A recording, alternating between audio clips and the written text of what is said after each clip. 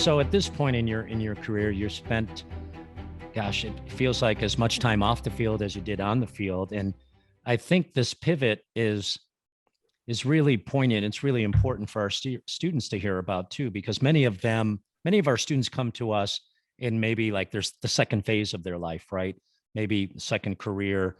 And after having been in a previous career, when you retired from rugby and then you shifted to leadership for rugby, director of operations for USA Rugby, what brought that about, Dan? I mean, a lot of times, superstar athletes love to get into the booth and, share their knowledge every weekend. Others like to coach. But boy, you went right to the top, right? Like, I'm going to have an impact on rugby in America for generations to come. Did somebody kind of guide you that way, or is that something that you really thought about?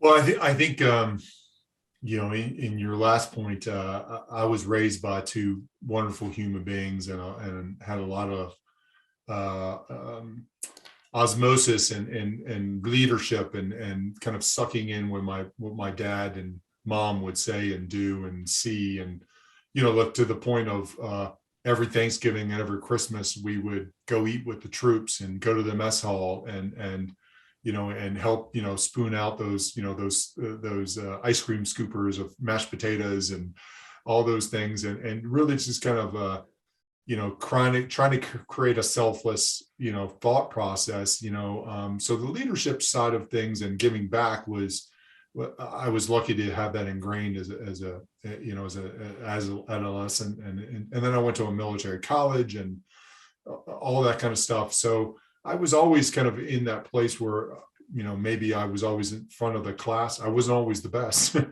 certainly I had to be put in the front of the class a few times. But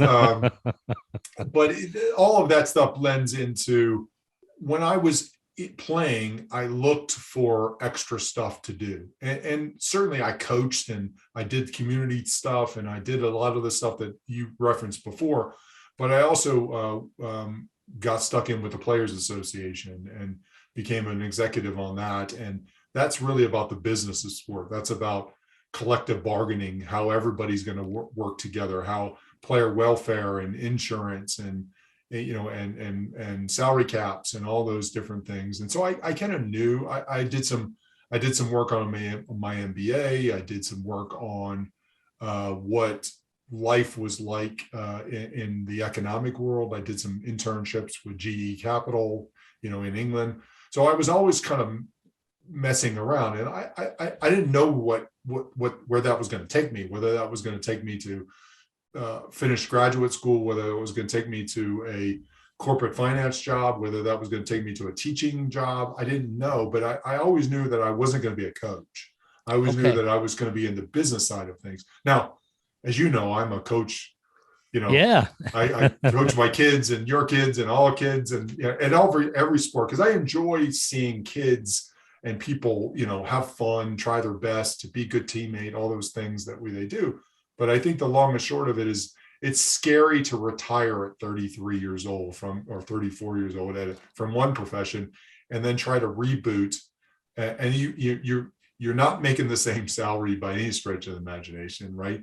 You don't have all those built up tools and arsenal of experiences and all that kind of stuff. So you got to try to take what you learned before, be humble enough to kind of get stuck in, roll up your sleeves again.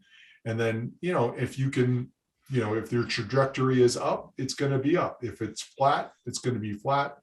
And I always say to people, find time once a month to look outside of where you are. Don't just look at your day to day. Try to look at outside of who you are. It's almost like your strategic reboot. Okay, what strategically, what am I doing right now? Not just my work, but my life, my kids, my wife, my charity, whatever is exciting to you.